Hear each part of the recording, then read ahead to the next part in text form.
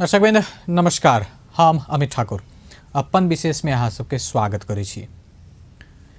Upon विशेष में हम सब विशेष अतिथि के साथ में बातचीत करै छी। आई के विषय रहत समसामयिक राजनीति, खास कऽ कऽ प्रतिनिधि सभा जे विघटन भेलैया आ ताहिके बाद जे देश में स्थिति बनल छै, अन्योलता के सेहो कहि सकै छी, निर्वाचन के सेहो कहि सकै छी, सब किसिम के विचार एखन आब आबि रहल छै। विभिन्न राजनीतिक दल, विभिन्न बुद्धिजीवी सब, नागरिक समाज के संगठन सब सड़क पर सेहो देखऽ में आबि रहल छै। नेकपा ओली पक्ष जे छै से एहि कदम के पक्ष में आ बाकी लगभग बाकी सब विपक्ष में देखऽ में आबि रहल छै। एही सब विषय में आई बातचीत करऽ के लेल हमरा सबके साथ में छथि राप्रपा के युवक संगठन के राष्ट्रीय अध्यक्ष राजू लोहनी जी हमरा सबके साथ में छथि। हुनका संगे के आई के संवाद शुरू करै छी। राजू जी, स्वागत छै यहाँलाई। नमस्कार अमित जी। सुरुवात यही प्रश्नबाट कि अहिले प्रतिनिधि सभा विघटन गरिएको छ, म्याक्सिमम राजनीतिक दलहरू सडकमा छन्, असंवैधानिक नै भनेका छन्, राप्रपाले पनि भनेकै छ, तर पर्सनली तपाईँ अध्यक्षको हिसाबले, युवा सङ्गठनको अध्यक्षको हिसाबले यो कदमलाई कसरी हेर्नुहुन्छ? सर्वप्रथम तपाईँको यो अपन टिभीबाट हेर्नुभएका सम्पूर्ण दर्शकवृन्दलाई मेरो तर्फबाट नमस्कार गर्न चाहन्छु र मलाई तपाईँले यो स्टुडियोमा बोलाएर जुन जनताहरूमा दुई शब्द राख्न दिनुभएकोमा पनि म यहाँलाई हार्दिक धन्यवाद पनि दिन चाहन्छु। यो जुन तपाईँको प्रधानमन्त्री केपी ओलीज्यूले जुन संसद विघटन भन्ने कुराहरू गर्नुभएको छ, यसलाई हाम्रो पार्टीले, राष्ट्रिय प्रजातन्त्र पार्टीले यसलाई भर्त्सना गरेको छ। किन भन्नु होला भने असंवैधानिक कदम भएको छ। यो एकदम तपाईँको छ कि असंवैधानिक छ। जुन तरिकाले तपाईँको चाहिँ संसदलाई, यो संसदमा के अरे संविधानमाथिको कुहो जस्तो लाग्छ। तर प्रधानमन्त्रीले के भन्नुहुन्छ भने मैले संविधानमै भएर आफ्नो अधिकार प्रयोग गरेको छु, यो असंवैधानिक कतै पनि होइन। प्रधानमन्त्रीले जुन तरिकाको गैर जिम्मेवारी कुराहरू बोल्नुभएको छ, यो संविधानको धारालाई हेरेर स्पष्ट रूपमा छ। अहिले तपाईँको सम्पूर्ण कानुनविदहरूले, सम्पूर्ण पार्टीहरूले नै यसलाई असंवैधानिक भनिरहेको छ। यसलाई चाहिँ हाम्रो पार्टीले नै निर्णय गरिसकेको छ र यसमा राष्ट्रिय प्रजातन्त्र युवक सङ्गठनले पनि यो कदमलाई चाहिँ असंवैधानिक कदम हो भनेर चाहिँ निर्णय गरिसकेको छ। अब यसमा जुन तरिकाको एउटा भनौँ न अमेरिकाको चाहिँ डोनाल्ड ट्रम्पले गरेको शैली चाहिँ यहाँ केपी ओलीले गर्नुभएको छ, यसप्रति चाहिँ हाम्रो सङ्गठनको र हाम्रो पार्टीको चाहिँ यसको यो कार्यको प्रति चाहिँ निन्दा गरेको छ, हामी निन्दा गर्दछौँ। नेकपा आफै पनि दुई कित्तामा अहिले प्रष्ट रूपले विभाजित भएको छ। एक पक्ष सडकमा छ, अर्को समर्थनमा छ। बाँकी राजनीतिक दलहरू पनि माफ गर्नुहोला, सडकमा छन्। तर राप्रपा चाहिँ खास अहिले सडकमा त्यस्तो उपस्थिति देखिएको छैन, किन होला? यसको बारेमा चाहिँ हामी चाहिँ यो क्लियर हुनुपर्छ। किन भन्नु होला भने हामीले अब सर्वोच्चता नै तपाईँको चाहिँ न्यायालय हो होइन। अब यसको बारेमा जुन यो यदि न्यायालयमा नगएको भए चाहिँ सायद हाम्रो पार्टीले एउटा निर्णय गर्थ्यो। अब यो तपाईँको चाहिँ अहिले अदालतमा गइसकेको हुनाले गर्दाखेरि हामीले यसमा चाहिँ अदालतको कुरालाई मान्नुपर्छ, अदालतको फैसलालाई मान्नुपर्छ भनेर नै हो। नत्र भने पार्टीगत हिसाबले हामीले पार्टीगत हिसाबले त तपाईँको चाहिँ जुन विज्ञप्ति निकालिसकेको छौँ, पार्टीगत हिसाबबाट चाहिँ विज्ञप्ति निकालिसकेका छौँ। हाम्रा चाहिँ श्रद्धेय सम्मानीय अध्यक्ष त्रयले नै तपाईँको चाहिँ हरेक उसमा चाहिँ यसको असंवैधानिक छ भनेर चाहिँ भनिरहनु भएकै छ होइन। त्यो हुनाले गर्दाखेरि अब यो यदि तपाईँको चाहिँ अहिले यो न्यायालयमा नगएको भए यसमा पार्टीले एउटा निर्णय गरेर जान्छ होला। अब जे छ हामीले अदालतलाई नै को फैसलालाई नै को चाहिँ पर्खाइमा छौँ। भनेपछि फैसला आएपछि आगामी कार्यक्रमहरू तय हुनेछ। हामीले देशको सर्वोच्चता नै, न्यायको सर्वोच्चता नै सर्वोच्च अदालत हो। सर्वोच्च अदालतले चाहिँ तपाईँको जुन निर्णय गर्छ हाम्रो पार्टी त्यसलाई मान्न तयार छ। अहिलेसम्मलाई नेकपाको सरकारको जुन अवधि भयो लगभग 3 साल भन्न मिल्छ होला, कसरी आकलन गर्नुभयो? 3 साल कसरी बितायो उनीहरूले? यो 3 साल तपाईँको जुन तरिकाले एउटा नेपाली जनताले चाहिँ अब यो कस्तो भने कहिले बहुमत भएन, सरकार 9 महिना चेन्ज हुने, काम गर्न पाइएन भन्ने हिसाबले भएको हुनाले गर्दाखेरि यसलाई नेपाली जनताले चाहिँ ल तपाईँ एकचोटि चाहिँ 5 वर्षसम्म चलाउन दिने भनेर 2/3 दिएर पठाएकै हो। त्यो जनताले पठाएको प्रति उहाँले जनतामाथि चाहिँ झुटो बोल्नुभयो। उहाँले जनतालाई जुन तरिकाको तपाईँको चाहिँ जुन जनताहरूमा जुन प्रतिबद्धता जाहेर गर्नुभएको थियो त्यो सबै अहिले झुटा निस्के। त्यो किन उहाँले गरेको कामहरू किन भन्नुहोला भने अहिले तपाईँको जुन राज्यमा जुन मुलुकमा 2/3 गर्नुपर्ने कामहरू केही पनि भने जस्तो भ्रष्टाचारका कुराहरू तपाईँले यसमा बारम्बार तपाईँको टेलिभिजनबाट पनि प्रसारण भइ नै रहेका छन्।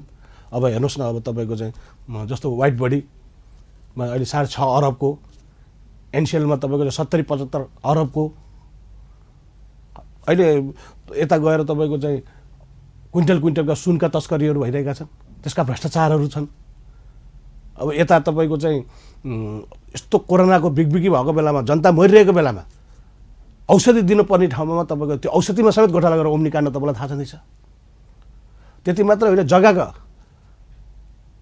जुन तपाईँको चाहिँ ललिता निवासको बारेमा यी भ्रष्टाचारको काण्ड, यी काण्डले गर्दाखेरि जनताप्रति र 3 वर्षमा चाहिँ उहाँहरू शून्य र निराश भइसकेको अवस्था हो। विपक्षी पार्टीले यो भन्ने गर्छन्, प्रधानमन्त्री ओलीले चाहिँ के भन्छन् भने विपक्षी र आम संसारलाई पनि इङ्गित गरेर खालि नकारात्मक कुरा मात्रै गर्छन्, सरकारले गरेको राम्रो कामको चर्चा भएन, अफवाह फैलाइयो। होइन, त्यसको बारेमा म सम्माननीय प्रधानमन्त्रीज्यूले जुन यो भन्नुभएको छ नि, त्यो त तपाईँको त के छ भने नि हामीले भन्नै पर्दैन। जस्तो कुनै बेलामा मैले हेर्थेँ उहाँको कुनै एउटा इन्टरभ्यू या कुनै केपी ओलीज्यूको चाहिँ टेलिभिजनमा आउँदैछन् भनेपछि नेपाली जनताहरू खाना लागेको भाग छोडेर पनि हेर्न जानुहुन्थ्यो र पोजिटिभ कमेन्टहरू हेर्दाखेरि सामाजिक सञ्जालमा खालि राष्ट्रवादी केपी ओली जिन्दाबाद भन्ने खालको उहाँको मात्रै आउँथ्यो। तर त्यसको उहाँ सरकारमा गएको लगभग 1 वर्ष 6 महिना नपुग्दै अहिलेसम्ममा उहाँ केपी ओलीलाई, उहाँ सम्मान्य प्रधानमन्त्रीज्यूलाई चाहिँ अहिले तपाईँको सारा लगभग 100% नेगेटिभ कमेन्टहरू गइरहेको छ। तपाईँले सामाजिक सञ्जालमा हेर्न सक्नुहुन्छ, त्यहाँबाट आङ्कलिङ गर्न सक्नुहुन्छ। भने यो मैले मात्रै भने होइन, सारा नेपाली जनताले। र एउटा कुरो के छ भन्नुला भने उहाँले राम्रो काम गरे भनेको भए त उहाँ नेपाल कम्युनिस्ट पार्टीको प्रधानमन्त्री हो नि त। उहाँकै पार्टीबाट नै तपाईँको उहाँको बारेमा विरोध आयो नि। उहाँकै पार्टीका तपाईँको चाहिँ समकक्षहरूले पार्टीले उहाँलाई चाहिँ तपाईँको चाहिँ अविश्वासका प्रस्तावको कुराहरू आयो नि। राजुजी, यो भन्दाखेरि प्रधानमन्त्री केपी शर्मा ओली आफ्नो अहिलेको चाहिँ कार्यक्रममा अब संसद विघटन गरिसकेपछि उहाँ निर्वाचन मुडमा हुनुहुन्छ, आफै भन्नुहुन्छ। त्यहाँ चाहिँ उहाँले मैले अस्पताल निर्माण गरेँ त्यसको फेरि सुनाइदिनुहुन्छ, मैले यहाँ सडक बनाएँ त्यो भनिदिनुहुन्छ, मैले सामाजिक भत्ता सम्बन्धी कुरा ल्याएँ, प्रधानमन्त्री रोजगारको कुरा ल्याएँ, मैले आजसम्म गरेको जति काम कुनै सरकारले गर्न सकेको छैन त्यो भन्नुहुन्छ उहाँ। होइन, उहाँ त जे पनि भन्नुहुन्छ तपाईँ। उहाँ त अहिले कुराहरू मिलाउनको लागि उखान तुक्का हालेर पनि कुराहरू जे पनि भनिदिनुहुन्छ। तर उहाँले भनेका कुराहरूलाई विश्वास के त? उहाँले अब भन्नुभएको थियो म ग्यासका पाइपका घरमा जोड्छु, ग्यासको पाइप, रेल जोड्छु। हुन त अब रेल आयो जनकपुरमा, अहिले थन्केर बसिरहेको छ। त्यो पनि राणा शासनकालमा आएको रेल। क्रेडिट उहाँले लिन खोज्नु भएको थियो, त्यो क्रेडिट लिन खोज्नु भएको थियो। तर जनता लाटा छैनन्, जनताले बुझेका छन्। एउटा तपाईँको चाहिँ के छ भने नि, घरमा कसैको घरमा पानीको तपाईँको चाहिँ कुलो मात्रै लगाएर ओहो भनेर क्रेडिट लिएर हुँदैन। त्यो घरमा पानी के अरे पाइप मात्रै जोडिदिँदै मात्र तपाईँको चाहिँ पानी खान पाउँदैन नि। त्यसमा पानी पठाइदिएपछि बल्ल विश्वास हुन्छ नि, होइन र? तर त्यो काम तपाईँको सम्मान्य प्रधानमन्त्रीज्यूबाट कुनै भएको छ? हाम्रो देशबाट युवाहरू विदेश गएका छन्, देश त्यसैले चलेको छ। यो कुरा सर्वव्यापी राजनीतिक दलका नेताहरूले पनि भनिराखेकै हुन्छन्। तपाईँ पनि आफ्नो पार्टीको युवा सङ्गठनको अध्यक्ष, युवाहरूसँग भेटघाट भइ नै रहेको हुन्छ होला। युवाहरूले यो सरकारबाट अपेक्षा पनि टन्न गरे, रोजगार पाउँछौँ, यो हुन्छ त्यो हुन्छ, के छ अहिले युवाहरूको अवस्था? युवाहरूको तपाईँले एकदमै राम्रो प्रश्न सोध्नुभयो। अहिले तपाईँको देशव्यापी रूपमा चाहिँ युवाहरू चाहिँ यो गणतन्त्रप्रति नै फ्रस्ट्रेसन भएका छन्, व्यवस्थाप्रति नै फ्रस्ट्रेसन भइसकेका छन्। किन भन्नु होला भने तपाईँले अहिले जुन मेची महाकालीबाट जुन युवाहरूले अहिले राष्ट्र संस्था र राजाको बारेमा जुन तरिकाले तपाईँको स्वतस्फूर्त निस्किरहेका छन् युवाहरू, आफै भन्नु समितजी, यो कुनै तपाईँको चाहिँ गाडी मोटरसाइकलमा तेल हालेर पैसा दिएर निस्केका त होइन नि। यी युवाहरू फ्रस्ट्रेसन भए। जस्तो तपाईँको के छ भन्नु होला भने तपाईँको 2062-63 पछि चाहिँ कति थिए त विदेश जाने तपाईँको तथ्याङ्क युवाहरूको, त्यो हामीले हेर्न सक्छौँ। अहिले आएर तपाईँको चाहिँ युवाहरू विदेश किन पलायन भए भने यो सरकार भ्रष्टाचारमा लिप्त भयो र युवाहरूलाई रोजगार र स्वरोजगार दिन सकेन। नसकेपछि यिनीहरू तपाईँको चाहिँ युवाहरू आफ्नो घाँस कपास र रोटीको लागि तपाईँको चाहिँ बाध्य भएर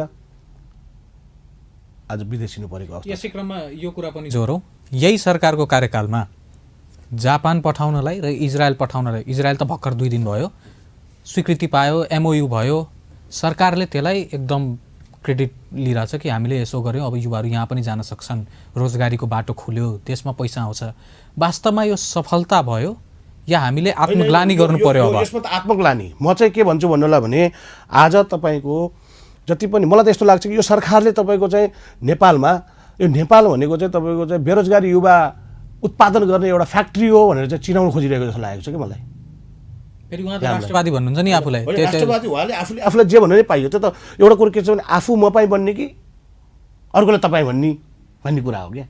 जस्तो तपाईँको युवाहरूलाई अमेरिकाको लागि रोजगारमा पठाएँ मान्नुहोस्, अस्ट्रेलियाको लागि पठाएँ या इजरायलको लागि पठाएँ या जापानमा पठाएँ, अनि युवाहरूलाई बाहिर पठाउने, अनि यहाँ तपाईँको चाहिँ रोगी बुढापाकाहरूसँग चाहिँ राजनीति गरेर ती युवाहरूले पठाएको तपाईँको चाहिँ रेमिटेन्सबाट चाहिँ तर मारेर खान पल्केका नेताहरू भएर उनीहरू हामीले यो गऱ्यौँ भनेर चाहिँ गौरव गर्छन्। तर हामी के भन्छौँ भन्नुलाई भने युवालाई विदेश पलायन गराउनु हुँदैन। युवालाई स्रोत र साधनको साथ आफ्नै देशमा काम लगाउनुपर्छ, त्यसको बेनिफिट मुलुकलाई नै दिनुपर्छ, अनि मात्रै तपाईँको चाहिँ मुलुक समृद्धि बन्छ। युवाहरूको प्रेजेन्स राजनीतिमा पनि थुप्रै छ, तर विभिन्न कुराहरू आउँछन्। युवाहरूले स्पेस पाएनन्, नेतृत्वदायी भूमिकामा उनीहरू छैनन्, उनीहरूलाई र्याली मात्रै गराउने, एक हिसाबको लठैत भनौँ गुन्डा बनाएर राख्ने, त्यस हिसाबको प्रवृत्ति मात्रै राजनीतिक दलहरूले देखायो, युवाहरूलाई पनि ठग्दै आयो। तपाईँ पनि युवा सङ्गठनको अध्यक्ष, के भन्नुहुन्छ? तपाईँको यो चाहिँ यो कुरामा चाहिँ म तपाईँको कुरा पनि सहमत छु है। कसरी भन्नु होला भने म सानै हुँदाखेरि पञ्चायतकालमा चाहिँ जस्तो हाम्रो डाक्टर प्रकाश चन्द्र लोहनीज्यू चाहिँ निर्वाचनमा उठ्नु भएको बेलामा, त्यो बेलामा हामीले देखेको चाहिँ के भन्नु होला भने हामी बच्चा हो त्यतिखेर, अब याद मलाई अहिले पनि छ, जस्तो तपाईँको चाहिँ 43 सालको निर्वाचनमा होइन, उसमा त्यतिखेर हजुरको चाहिँ यो झुन्डाहरू हुँदैन थिए, 3 जना, एउटा भरिया एकजना हुन्थ्यो, घर घरमै गाउँ तपाईँको चाहिँ स्वागत गर्थे, दही खुवाउँथे, खाना खुवाउने, त्यो तरिकाबाट चाहिँ तपाईँको स्वच्छ तरिकाबाट चाहिँ चुनाव जितेर आइन्थ्यो। त्यो मैले प्रष्ट रूपमा मैले आफैले देखेको कुराहरू हुन्।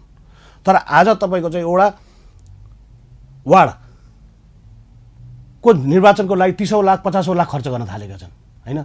त्यो खर्च चाहिँ किन गर्न थालेका छन् भन्नु होला भनेदेखि ती युवाहरूलाई चाहिँ युज किन गरायो भन्नु होला भने त्यो निर्वाचनको लागि कसैलाई बियर खुवाएर होस्, झाड रक्सीमा लुप्त गराएर होस्, कसैलाई तेल गरिदिन्छु त कसैलाई दिन्छु भने आश्वासन बाँडेर त्यो तरिकाले तपाईँको युवालाई भुलाउनलाई पारेकै हो। किनभने म सुरुमा तपाईँको चाहिँ यस्ता अफर मलाई पनि आएका थिए, जब म 20-22 वर्षको 22-25 वर्षको उमेर हुँदाखेरि यो अफर मलाई पनि आएका थिए। तर त्यसको मैले तपाईँलाई भन्न खोजेको के भन्नु होला भने त्यतिखेर त्यो तपाईँको चाहिँ युवाहरूलाई त्यो तरिकाबाट चाहिँ प्रलोभन देखाउने जुन प्रजातन्त्र आइसके पछाडि, अझ विशेष गरी तपाईँको त यो लोकतन्त्र जुन अहिले 62-63 पछि त तपाईँ के छ भन्नु होला भने जे कुरा पनि पैसा र उ देखाउनु। तर त्यो पैसा कहाँबाट आयो त दिनलाई? तपाईँले यदि दुःख गरेर कमाएको पैसाबाट तपाईँले त बाँड्न सक्नु हुँदैन थियो, त्यो त भ्रष्टाचार गरेर आयो नि।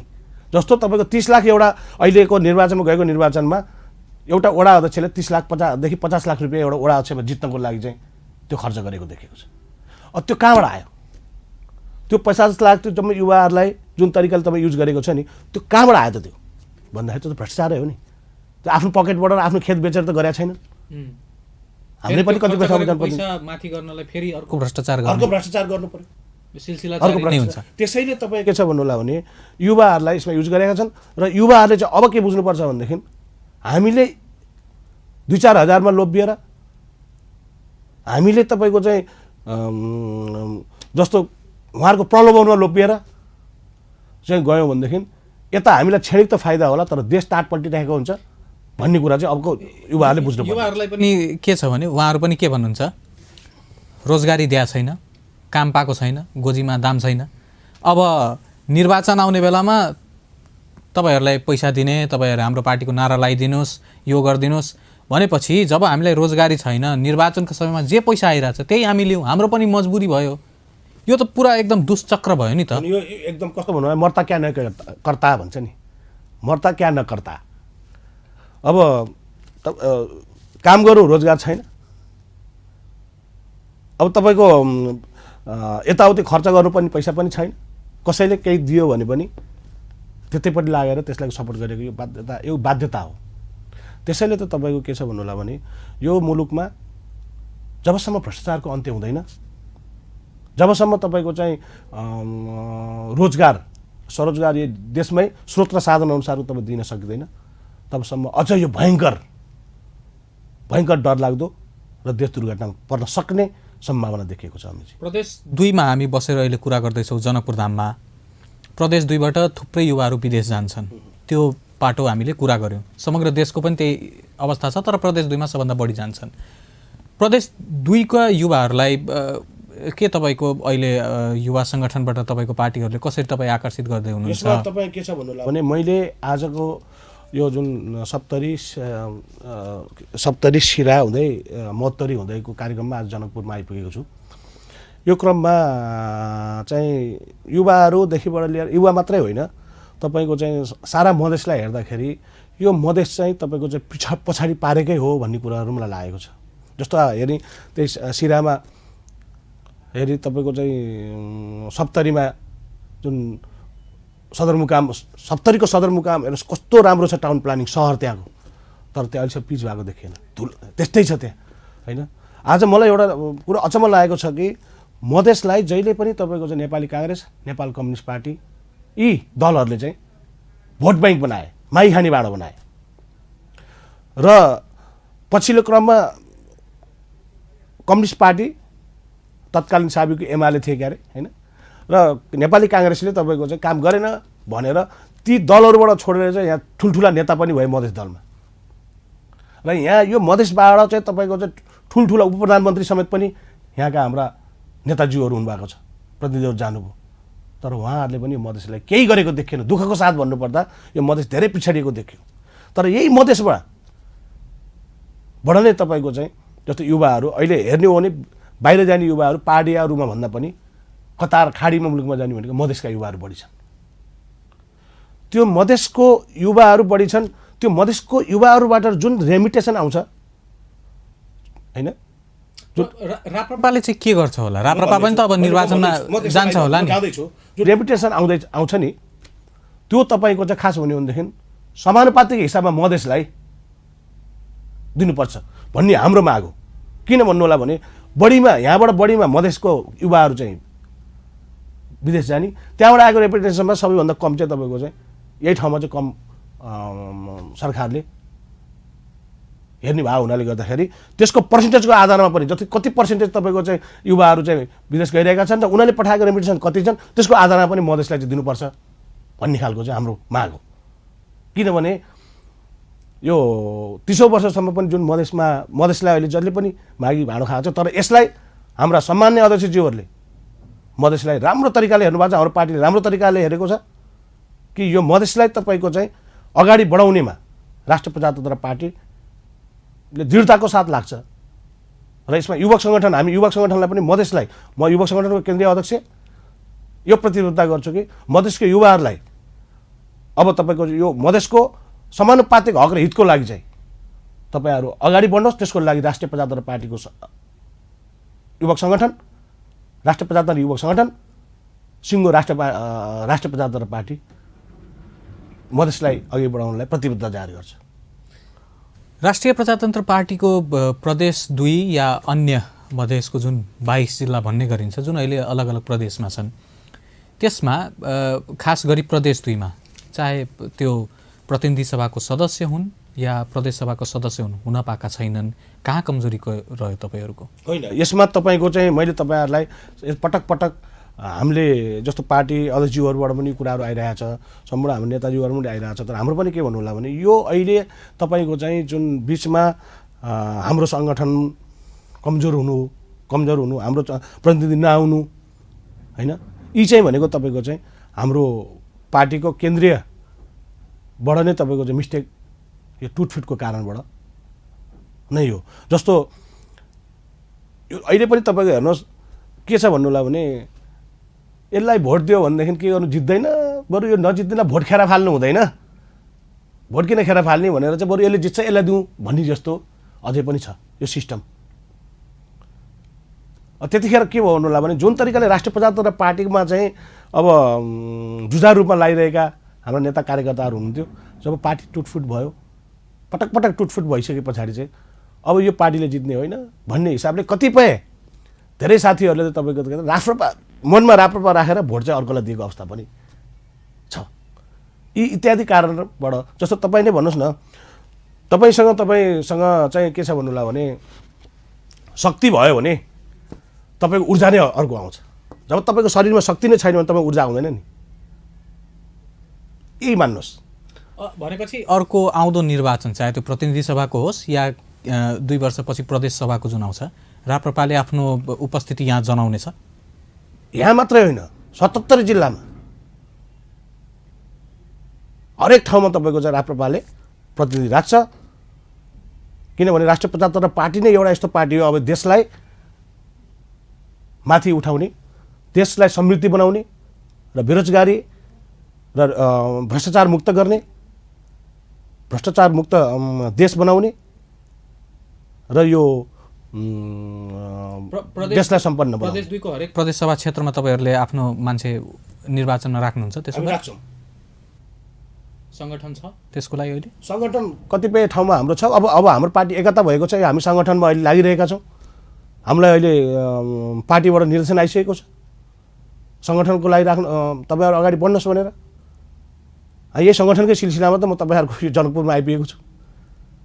तर ठुलो च्यालेन्ज हुन्छ नि, यहाँ मधेसवादी बनाउँदा दलहरू छन्, अर्को थुप्रै पार्टीहरू छ। एउटा कुरो के छ भन्नु होला भने समय, सबैभन्दा ठुलो कुरो, सबैभन्दा इम्पोर्टेन्ट कुरो समय। हेर्नुहोस् आज तपाईँको चाहिँ 2/3 दिएका कम्युनिस्टका हालत देखिरहनु भएको छ। हिजो तपाईँको चाहिँ कुनै बेलामा राणा शासन पनि अन्त्य गर्न सकिएला र भन्ने पनि समय थियो होला। पञ्चायत हो, आर्मी, पुलिस, सेना सबै यिनीहरूसँग छ, यिनीहरूलाई नै हटाउन सकिन्छ र भन्ने खालको पनि समय थियो होला। सबै हट्दै आएर छ नि, इतिहास साँची छ नि होइन। भने पछाडि अब अहिलेको जुन तरिकाको तपाईँको चाहिँ अब खास भन्ने होला भने समय कसलाई, समय त अब आइसकेको छ। किन भन्नु होला भने नेपाली काङ्ग्रेसको कुरा गरौँ भने उसलाई पनि तपाईँको चाहिँ नेपाली जनताले स्पष्ट रूपमा बहुमत दिएर पठाएकै हो। उसले पनि तपाईँको चाहिँ बिचमा मध्यावधि गरेकै हो। गिरिजाप्रसाद कोइराला त तत्कालीन गिरिजाप्रसाद कोइरालाले चाहिँ मध्यावधिमा लगेको संसद विघटन गरेर। भने पछाडि नेपाली काङ्ग्रेसले पनि बहुमतले जनताले दिँदाखेरि पनि हामी खास पनि हो नि त त्यो हामी सक्षम रहन्छौँ, हामी असक्षम छौँ, त्यही भएर चाहिँ चुनावमा जाउँ भन्न खोजेको हो नि त। अन्य पार्टीको भयो राप्रपालाई चाहिँ किन यहाँ खास गरेर म प्रदेश 2 केन्द्रित भएर कुरा गर्नेछु अहिले। प्रदेश 2 का युवाहरू या आम जनताले राप्रपालाई चाहिँ किन सम्झिनु पर्यो? तपाईँहरू कसरी फरक हुनुहुन्छ अन्य दलभन्दा? हामी पहिलो अन्य दलभन्दा किन फरक छौँ भन्नुलाई भने म 2 नम्बरका युवाहरूलाई तपाईँको मिडिया मार्फत के भन्न चाहन्छु भने गार्जेन राम्रो भयो भने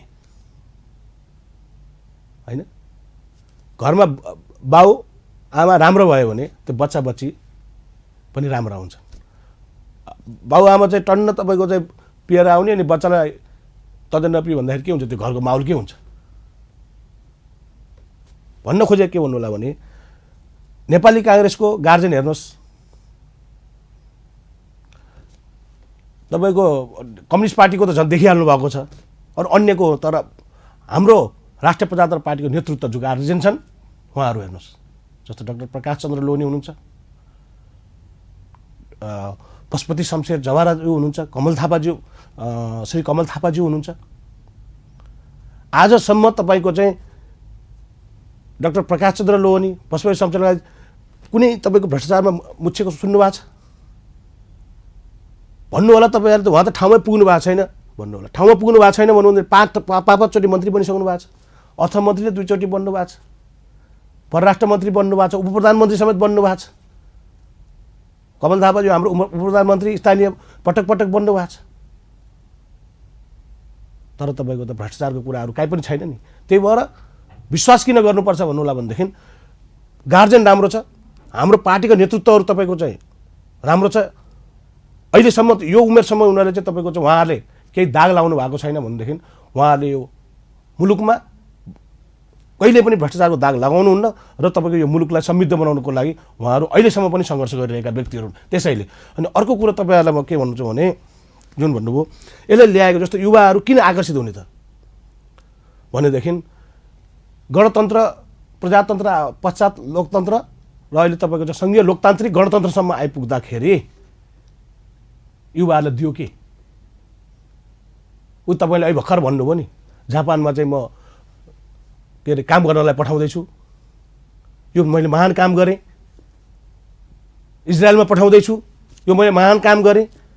बेचिँदैछन् युवाहरूलाई जुन गणतन्त्र यो लोकतान्त्रिक गणतन्त्र सङ्घीय गणतन्त्रका। त्यसमा तपाईँहरू भनेपछि वैदेशिक रोजगारीलाई न्यूनीकरण गर्ने तपाईँहरू पुरा न्यूनीकरण किन भन्नुलाई भने तपाईँको घरमा मैले भन्छु तपाईँको घरमा जुन तपाईँको स्रोत साधन छ नि त्यो स्रोत साधनलाई तपाईँले बाहिर पठाउदिनु भने तपाईँको घर खाली भएन।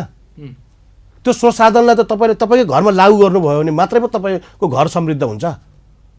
त्यो हुनाले गर्दाखेरि ती युवा साथीहरूलाई चाहिँ अहिलेसम्म केही पनि दिनु भएन र त्यो नदिएको कारणले गर्दाखेरि अब तपाईँको चाहिँ यो गणतन्त्रमा सङ्घीय गणतन्त्रले केही पनि गर्दैन। अर्को कुरो के छ भन्नुलाई म प्रस्ताइदिन्छु तपाईँहरूलाई कि युवा साथीहरूले यो राष्ट्रपति शासन तपाईँको फेल भइसकेको जुन अहिले राष्ट्रपति शासन भनेको राष्ट्रपति शासन त गरे होइन तर राष्ट्रवादी जुन तपाईँ के अरे जुन इन्स्टिट्युसन छ नि राष्ट्रपतिको त्यसको ठाउँमा चाहिँ तपाईँको संवैधानिक राज संस्था हुनु पर्यो हुन्छ। त्यो कारणले गर्दाखेरि पनि तपाईँको चाहिँ के छ भन्नुलाई भनेदेखि युवाहरू चाहिँ हाम्रो पार्टीमा आकर्षित हुन्छन् र यो पार्टीले भोलि सत्तामा पुगिसके पछाडि युवाहरूलाई अघि नै भनिहाल्नुभयो तपाईँले बेरोजगारीको चाहिँ मुक्त गर्छ। हस्, धेरै धेरै धन्यवाद यहाँलाई। फेरि पनि हामी जोडौँला त्यो आशा गर्दै तपाईँलाई हार्दिक धन्यवाद दिन्छु। तपाईँ आउनुभयो। धन्यवाद अमितजी।